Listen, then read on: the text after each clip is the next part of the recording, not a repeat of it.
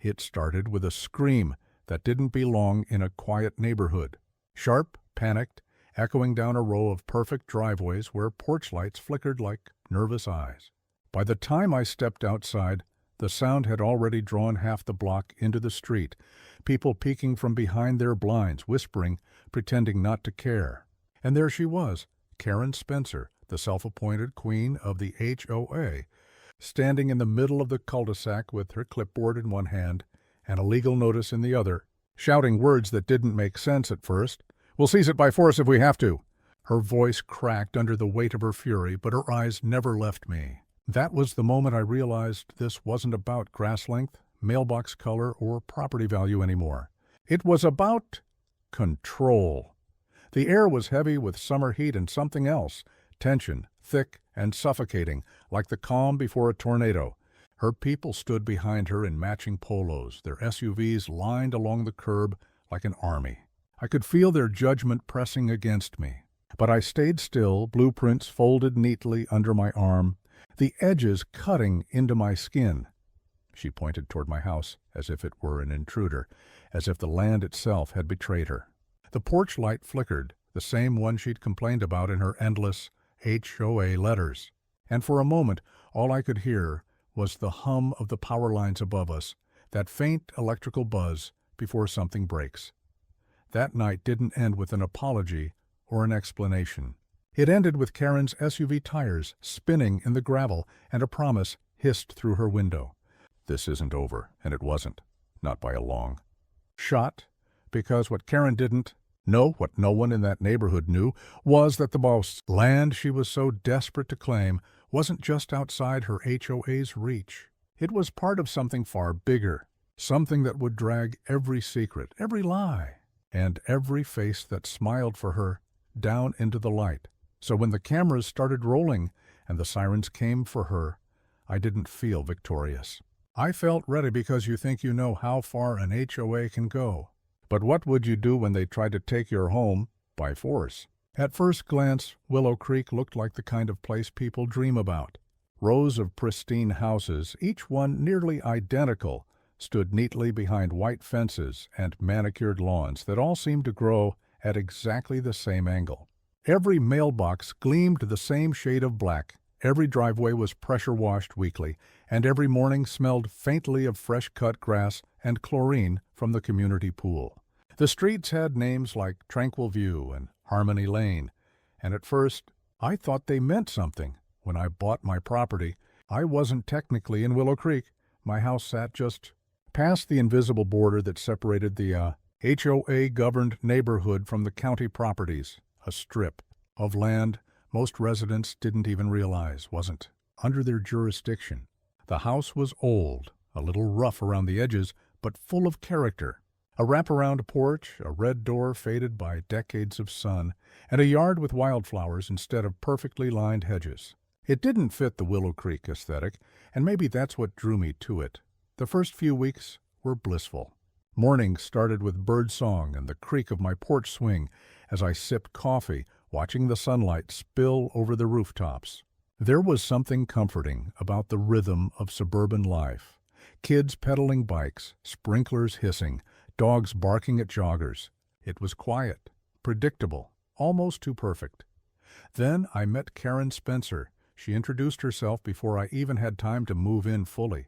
She showed up in a golf cart with the HOA logo printed on the side, wearing a wide-brimmed hat and sunglasses that reflected everything but emotion.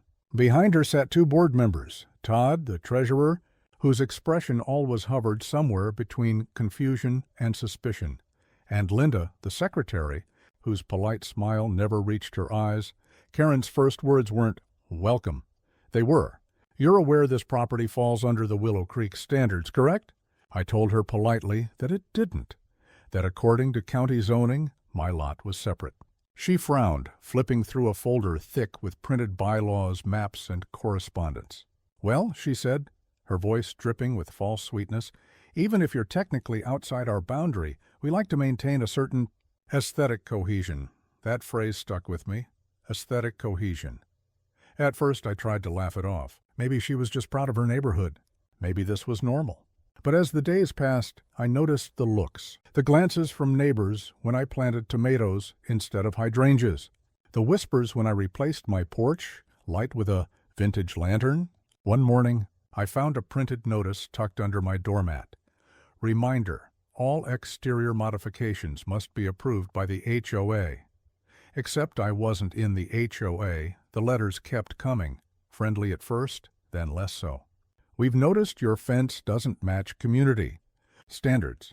Please repaint your shutters to align with the neighborhood color palette. Your mailbox design may cause confusion for postal carriers. Each message ended the same way. Failure to comply may result in fines. I still remember the first meeting I was invited to, not asked, but expected to attend. It was held in the community clubhouse, a spotless white building with glass doors and the faint smell of lemon cleaner. Inside, the board sat behind a long table like judges in a small-town courtroom. Karen presided in the center, her clipboard poised like a gavel. She started with the pleasantries, but every word carried an edge. "We're simply here to make sure we're all on the same page," she said, her smile razor-thin. After all, consistency protects everyone's property value. I could feel the eyes of the other residents on me, some sympathetic, others curious, but most cautious. The kind of look people give when they're afraid of being noticed. When I reminded her that my property wasn't under HOA authority, she tilted her head and said, "For now, it wasn't a threat." Not exactly, but it wasn't nothing. Over the next few weeks, little inconveniences began to pile up. My trash collection was mysteriously skipped twice. A landscaper I'd hired suddenly canceled, saying he'd been advised not to take non-approved clients. Packages went missing from my porch, and once, when I returned home late, I found Karen standing at the end of my driveway, staring at my yard like it was an eyesore that offended her existence. She didn't wave. She didn't smile. She just wrote something down in that clipboard of hers and left. Still, I tried to ignore it. I told myself it was paranoia, that suburban politics were just messy. But then came the drone. At first, I thought it belonged to one of the neighborhood kids. But it wasn't playful. It hovered, precise, steady, with a camera fixed directly on my property. I followed it back visually one day and watched it land behind Karen's house. That was the first time I felt real anger. I filed a complaint with the county, but they told me there was no clear violation. Karen had apparently registered the drone under community property inspections. It was all legal, at least on paper, but something deeper was brewing, something far more personal. As summer turned to fall, I started noticing other cracks in Willow Creek's facade. Todd, the treasurer, seemed nervous during meetings, always glancing at Karen before he spoke. Linda, the secretary, began slipping notes under residents' doors, anonymous reminders about parking, lawn length, even curtain color. A man named Ray, one of the older residents, tried to resist after they fined him for a garden statue. Within a month, his lawn was mysteriously damaged by vandals, and his mailbox was found ripped from the ground. He moved out soon after. The message was clear: challenge the HOA and you disappear, figuratively or literally. I kept my head down, but I also started documenting everything. Every letter, every interaction, every fine notice that arrived, even though I wasn't part of their association. I created a folder, digital and physical, labeled Evidence. By winter, the situation had turned surreal. Karen began telling neighbors that my house was technically pending annexation, that the HOA was in the process of absorbing nearby lots for community improvement. She even placed a notice board near my property line, complete with a proposed map that included my land inside the new HOA boundary. People started treating me differently. Some stopped talking to me altogether. Others whispered warnings: you should just comply. It's easier that way, but I couldn't shake the feeling that this wasn't about rules or property lines. This was personal. The way Karen's eyes lingered on my home, it was obsession, not administration. The final straw came in the form of a certified letter from a law firm I'd never heard of. The HOA had filed a petition of enforcement to compel compliance under a clause that didn't legally apply to me. It was absurd, but also terrifying. They were escalating, testing how far they could go. That night, I sat on my porch in the cold, watching the dim lights of the neighborhood flicker in the distance. I thought about selling, about cutting my losses and walking away. But something in me refused. Maybe it was pride. Maybe it was principle, or maybe it was the realization that this wasn't just my fight anymore. Because if an HOA could cross property lines, invent rules, and weaponize bureaucracy against someone outside their reach, what was stopping them from doing it to anyone? As snow began to fall softly over Willow Creek, I made a promise to myself. I wasn't going to run. I wasn't going to hide. I was going to expose them. And I had no idea just how deep their corruption went, or how far they'd go to protect it.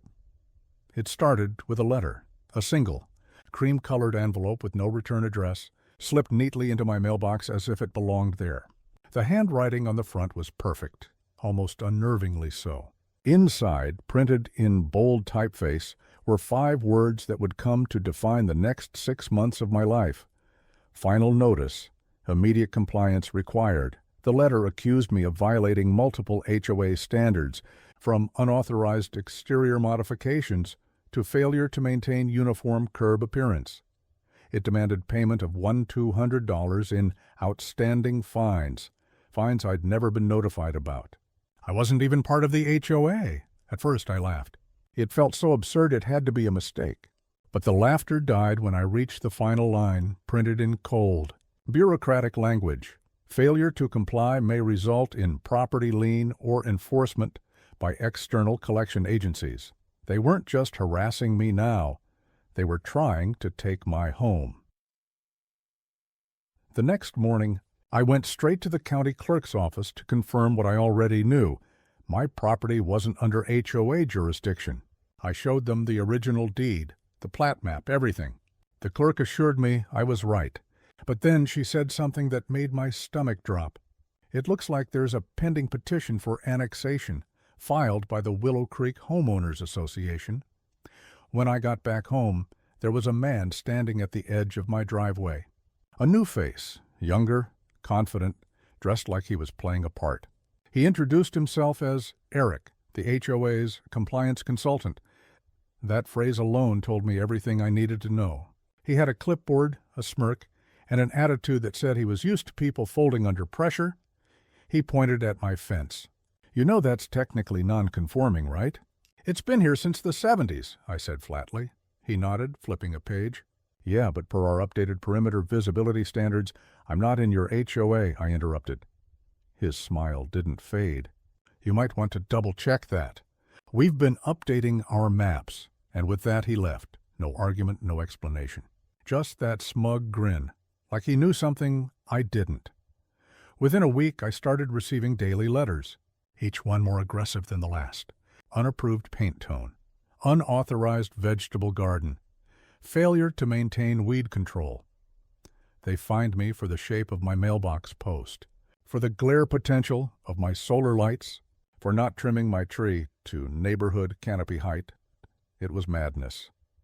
At night, I could hear the faint buzz of a drone again, sometimes 2. They'd hover just above the property line, lights blinking red against the dark sky. I began sleeping with my curtains drawn, the uneasy feeling of being watched burrowing into my chest. One morning, I woke up to find someone had sprayed pink paint across my fence, a fluorescent line right at the boundary between my property and the HOA side. A marker. A message. That same day, Karen showed up again, flanked by Todd and Linda. She claimed they were performing a boundary review. I recorded everything. Karen's tone was syrupy sweet, as always. "We just need to ensure that all residents are in harmony with the community's vision." I asked again, point blank, why I was being targeted when I wasn't a member. Her smile faltered just slightly. "We're in the process of revising our governance radius," she said. "Once finalized, it'll be retroactive." Retroactive. That word burned in my mind. It meant they intended to make their control legal after the fact, as if rewriting history to justify their harassment. Then came the neighbors. First, it was Carol, who lived 2 houses down. She started checking in, uninvited, pretending to be friendly, but always steering the conversation toward my compliance issues. "You know, Karen's just trying to help," she'd say, glancing around my yard with disapproval. "Everyone's a little nervous about your projects." Then it was Dave, the retired contractor who offered to help me repaint my shutters before it becomes a real problem. It was like living in a surveillance experiment, the kind where everyone's in on it except you, but the real. Trouble began when the HOA started hitting me financially. My credit report suddenly showed a new account, Willow Creek Association Collections. They'd fabricated debt under my name. When I called the agency, they said the account had been referred by the HOA's attorney. I demanded proof, but all they sent was a scanned version of one of their letters with my address and a violation code that didn't even exist. That's when I called a lawyer. Her name was Rachel. Sharp, patient, unshakable. She looked through everything I'd documented, every letter, every drone photo, every absurd fine. After a long silence, she said, "This is more than harassment. This is fraud. We filed a cease and desist letter that week. The next morning, someone dumped a bag of trash on my driveway. Then another the next day, and the next. When I checked my security camera, the footage was grainy, but I could make out the shape of a golf cart. Karen's golf cart." By now, the whole neighborhood was whispering. Some avoided me entirely. Others sent anonymous notes of sympathy. One even slipped a letter under my door late one night. They've done this before. Be careful. They always win. Rachel helped me contact the local news, but no one wanted to touch it. HOAs were boring, they said. Too niche. But the story wasn't boring when you were living it. It was suffocating. A slow-motion invasion of your life disguised as paperwork and community values. Then, one afternoon, I came home to find a construction crew digging near my property line. They said they were installing new community drainage, except the trench ran directly across the edge of my land. When I confronted them, they said Karen had authorized the work. I called the police, but the responding officer shrugged. "Looks like a civil dispute," he said. "Not much we can do." That night, I stood in my yard staring at the half-dug trench, the hum of crickets drowning beneath the sound of my own pulse. I realized they weren't just harassing me anymore. They were trying to break me, mentally, financially, physically, but I wasn't going to give them that satisfaction, so I started fighting back. I filed complaints with the county zoning board.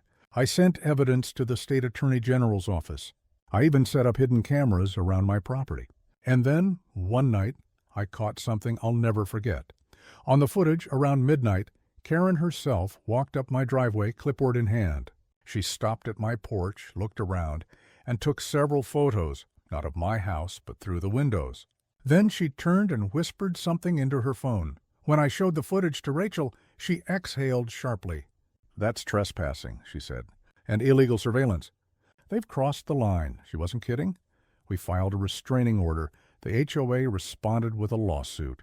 They accused me of defamation, claiming I'd caused irreparable harm to the community's reputation. It was surreal. They were suing me for the mess they created. But then something unexpected happened. Todd, the treasurer, reached out to me in secret. He said he couldn't keep quiet anymore. We met at a cafe 2 towns over. His hands trembled as he slid a flash drive across the table. "They've been falsifying documents," he whispered. "Backdating annexation records. Karen's been using HOA funds for private expenses." It was the break I needed. That night, as I plugged the flash drive into my computer, my heart was pounding so hard I could barely breathe. There they were, scanned minutes from fake meetings, altered maps, even emails where Karen instructed members to make life difficult for me until I agreed to conform. I felt both vindicated and sick, but the nightmare wasn't over. Within days, Todd was gone, his house emptied overnight. The HOA released a statement claiming he'd relocated for personal reasons. No one saw him again. Then, my lawyer received an anonymous message warning her to drop the case or face consequences. 2 days later, her office was broken into. Only one thing was missing: the physical copies of our case documents. The county police called it a random burglary.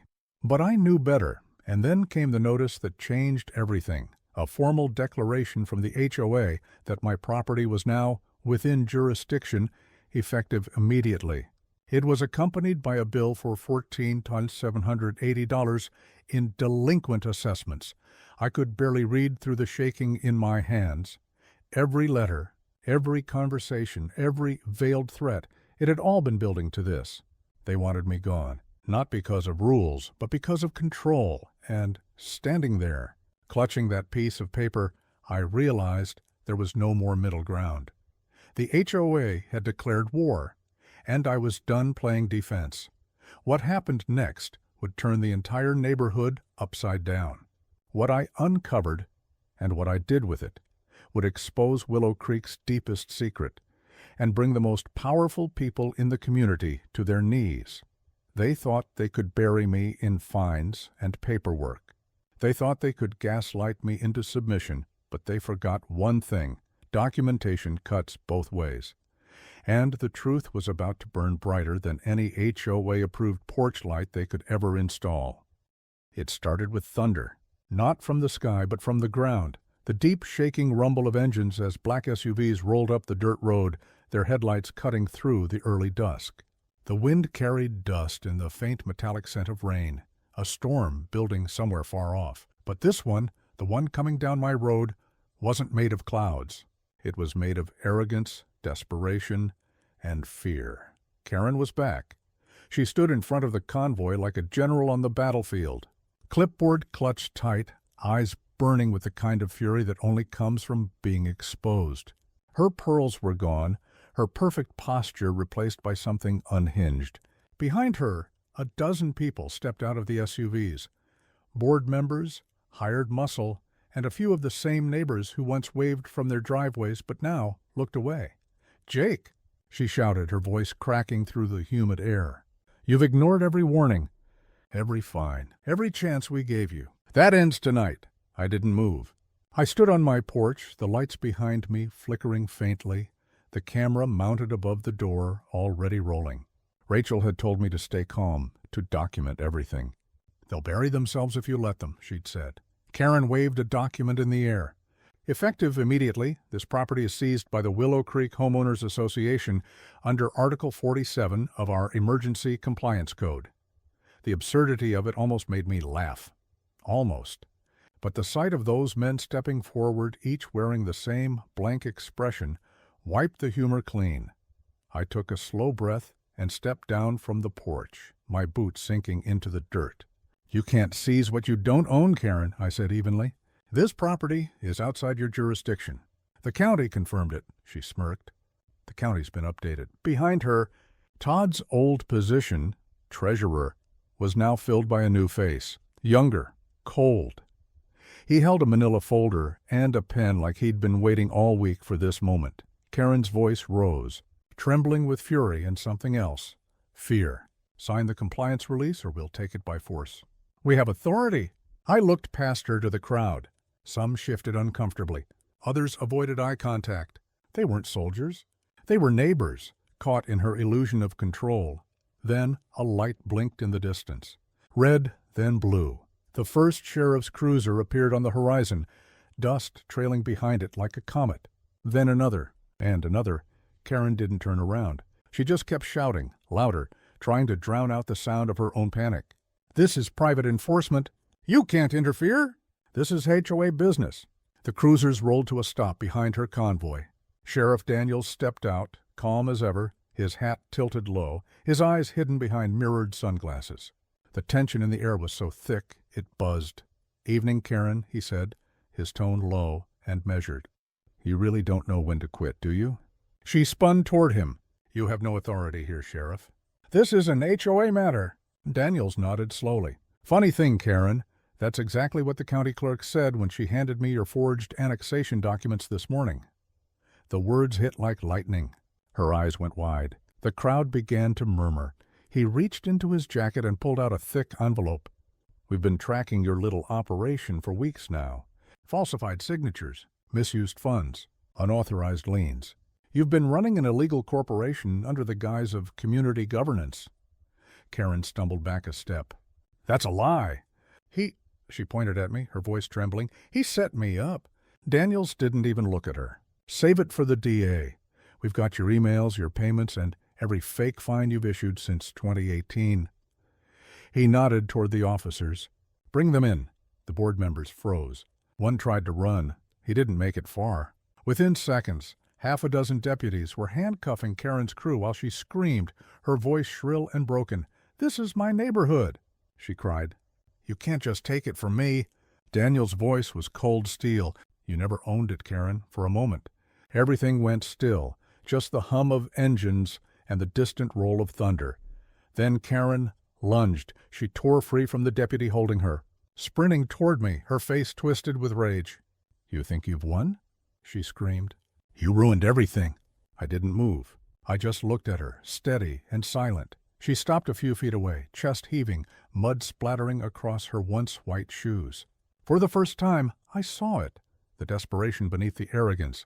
She wasn't fighting for justice. She was fighting to keep her illusion of power alive. Daniels approached, placing a firm hand on her shoulder.